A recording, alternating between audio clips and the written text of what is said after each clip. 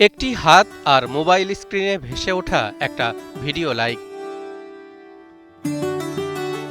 নিজের ভিডিওতে এই লাইক পাবার আশায় আর সাময়িক উত্তেজনার মোহে প্রতিদিন জীবনের ঝুঁকি নিচ্ছে হাজারো উঠতি বয়সী কিশোর ও তরুণ। ট্রেনের ছাদ কিংবা দুই বগির বিপজ্জনক সংযোগ স্থল এখন আর কেবল গন্তব্যে পৌঁছানোর পথ নয়, অনেকের কাছে এটি এখন টিকটকের রিলস বানানোর ডিজিটাল প্ল্যাটফর্ম।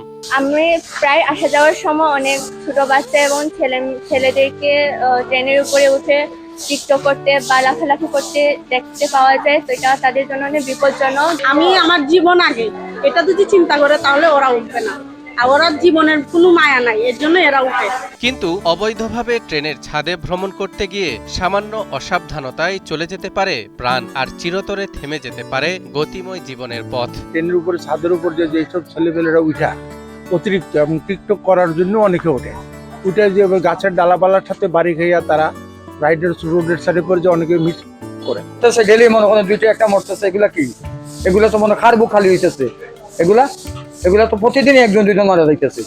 এগুলা তো মানে প্রশ্রয় দেওয়া যায় না, এগুলো আপনার অ্যাকশন নেই। প্রতিদিন শত শত ট্রেন যাত্রী এভাবে মৃত্যুর মুখোমুখি দাঁড়িয়ে পার করছেন রেলপথ। তবে শুধু বিনোদন কিংবা সোশ্যাল মিডিয়ায় ভিউ বাড়ানোর কারণেই নয়, অতিরিক্ত যাত্রীর চাপের কারণেও টেনে আনছে এমন ঝুঁকি। এটা পুরোপুরি ঝুঁকিপূর্ণ, এটা বন্ধ অন্যায়।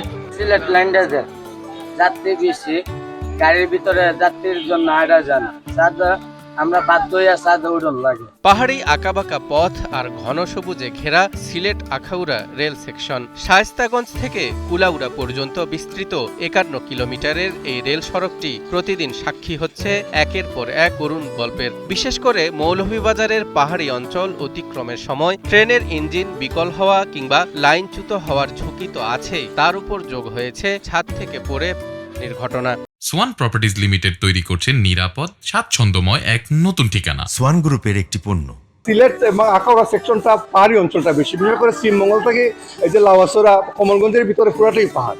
এই যে পাহাড়ের গাছ কখন কিভাবে যে এই যে ট্রেনের উপরে পড়ে, অনেক সময় গাছ পড়ার কারণে ট্রেন পর্যন্ত আটকে যায়। এই অবস্থায় যদি ছাদে যদি ওই যে একখান এখনো যাচ্ছে 8-10টা ছেলে বসে রয়েছে, এইখানে যদি একটা ডাল ভেঙে পড়ে বুঝেন কি গুরুতর অবস্থা হতে পারে। সম্প্রতি মৌলভীবাজারের শ্রীমঙ্গলের আউটার সিগন্যালের কাছেই ট্রেনের ছাদ থেকে পড়ে হারিয়েছেন দুই যুবক, মারাত্মক আহত হয়েছেন আরও 4 জন। চলতি বছরেই এই এলাকা জুড়ে ছাদ থেকে পড়ে 2 জন নিহতের পাশাপাশি পঙ্গুত্ব বরণ করেছেন অন্তত অর্ধশতাধিক মানুষ। এই যে কিছুদিন আগে একসাথে হয় না, শ্রীমঙ্গল 2টা ছেলে মারা গেছে, একদম ইয়ং তরতাজা ছেলে। এই কিছুদিন আগে ময়মনসিংহ দেখলাম একটা ছেলে মারা গেছে। প্রতিনিয়ত মারা যাচ্ছে ট্রেনের ছাদ থেকে পড়ে, বিভিন্ন পরে হাত পা ভেঙে হাতরে অর্ধশতাধিক তো প্রতি মাসই হচ্ছে।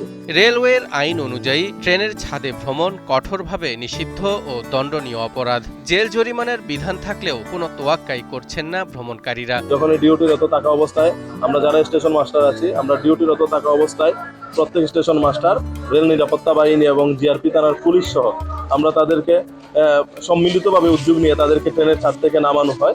আইন শৃঙ্খলা রক্ষায় রেল পুলিশ সার্বক্ষণিক তৎপর থাকার দাবি করলেও ছাদ আঁকড়ে থাকা যাত্রী আর টিকটকারদের কারণে প্রতিনিয়ত ব্যাহত হচ্ছে ট্রেনের শিডিউল, ক্ষতিগ্রস্ত হচ্ছে রাষ্ট্রীয় সম্পদ, এমনটাই জানান শ্রীমঙ্গল রেলওয়ে থানার ভারপ্রাপ্ত কর্মকর্তা জাহাঙ্গীর আলম।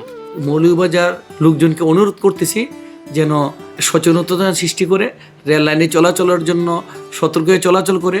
আমরা বিভিন্ন স্টেশনে মাইকে জনগণকে উদ্বুদ্ধ করতেছি যেন ছাদে না উঠে রেল লাইন পারাপারের জন্য সহযোগিতা করে, দেখে রেল লাইনে চলাচল করে, ওভারব্রিজ ব্যবহার করে।